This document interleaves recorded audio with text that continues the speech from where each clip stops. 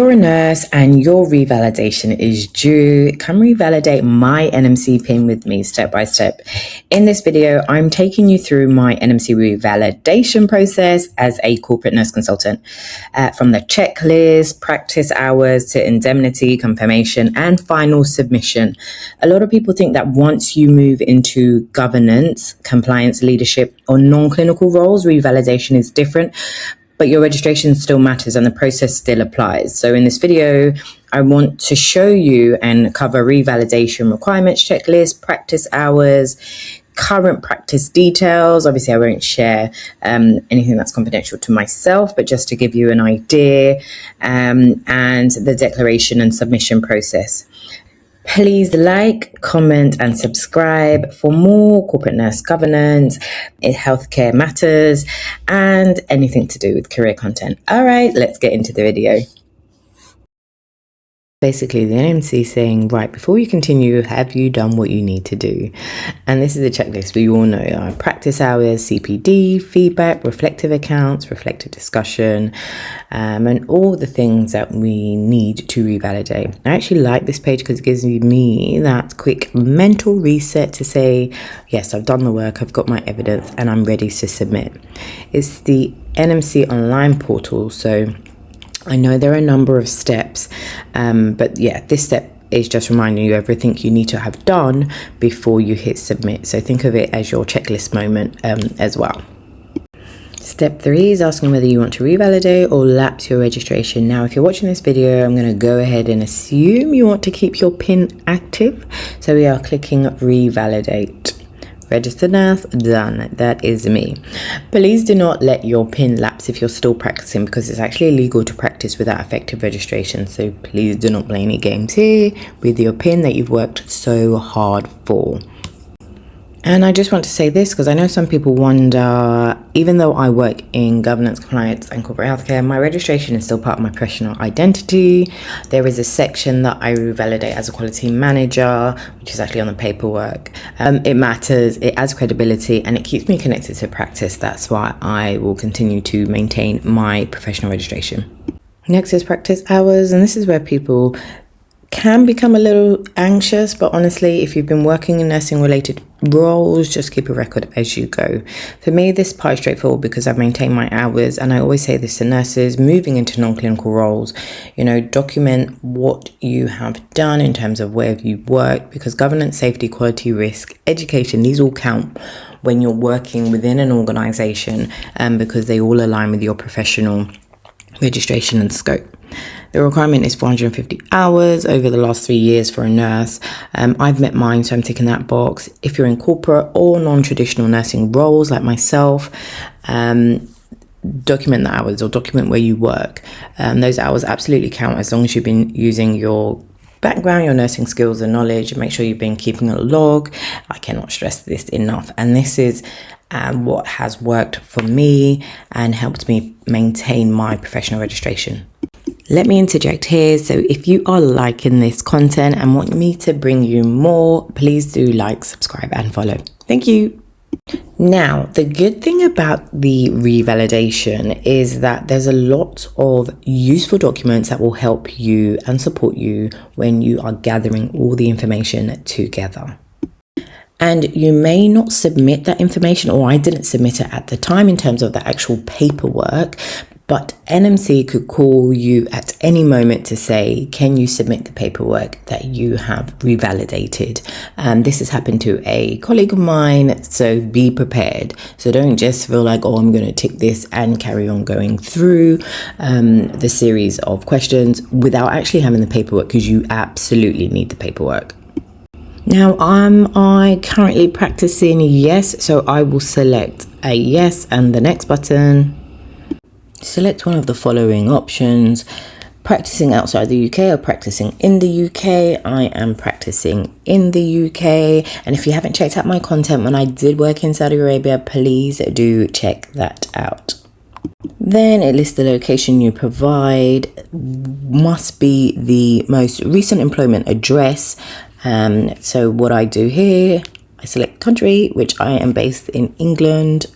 Current practice as a registered nurse, midwife, after nursing associate. I click yes, And then you can see from the menu here, I am self-employed. So therefore I will select self-employed, and then I'll go through the series of questions. This section is a little bit more detailed, and do take time filling in this information because this is key to your professional identity. Fields here, so just make sure you fill these in properly or it will flag errors like you can see here. Continuing your professional development, you've got all these key questions that you must answer as well. I am answering yes because I have met these requirements, and I've had a reflective discussion partner with an NMC registered nurse, and I've put all the contact details in here as well. And let me be honest, this is the part where if you try to rush, the form will humble you. If you miss a field, it will let you know immediately because there'll be red text everywhere.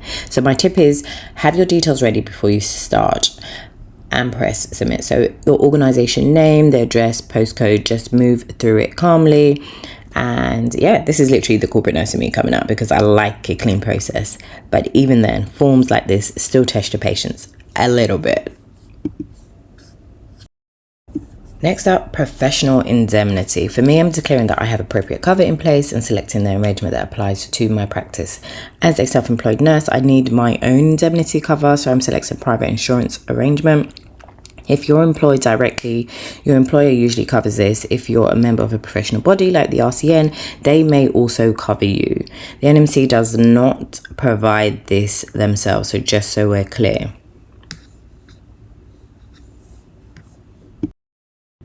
Then we get into the confirmation section. So first you confirm that an appropriate confirmer has confirmed that you've met the revalidation requirements. Then it asks a few follow-up questions, things like whether it's part of an appraisal, whether you have regular appraisals, and whether you have a line manager who is NMC registered. After that, you select who your confirmation came from. I actually think that is a part of a helpful process because it reflects the reality that not everyone's career setup looks the same, especially mine. So it's really useful to have this there, and actually it's really good to, as a self-employed nurse, keep the contacts within nursing who can have discussions with and can go through your paperwork and actually confirm that you are who you say you are and you're revalidating based on all the information you've provided. Then the equality and diversity section, and this is where the NMC asks optional demographic questions to support their monitoring and reporting. You can complete what you're comfortable with, and it's clearly explained on the page how the information is used. For me, I always think this part matters because representation in nursing matters. Who is in the profession, who is progressing, who is being supported, all of that matters. And I know sometimes people just want to get to the end and click through, but think of this section as part of the bigger picture of the profession as well. And then we are at the final review page. This is a summary of everything you've declared. I always slow down here and actually read it properly. Well, I read everything properly, but just to make sure that I have got everything. My practice hours, CPD, feedback, written reflection, discussions, reflective discussions, everything. And it's really, really important to take time here. Then you can give consent for the NMC to verify this information. Remember, I said they can contact you at any time, so make sure you have that ready. Confirm everything is accurate, and this is a moment where you submit.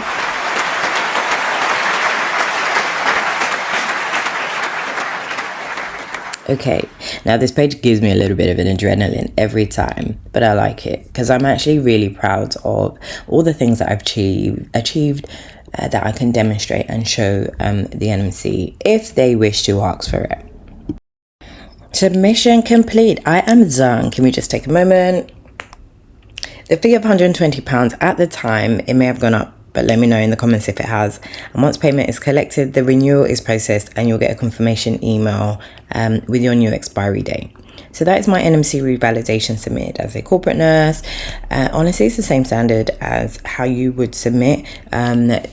This is just the way I do it. And honestly, I wanted to share this because I think it's important to show that nursing careers can evolve, but the professional standards still stay with you.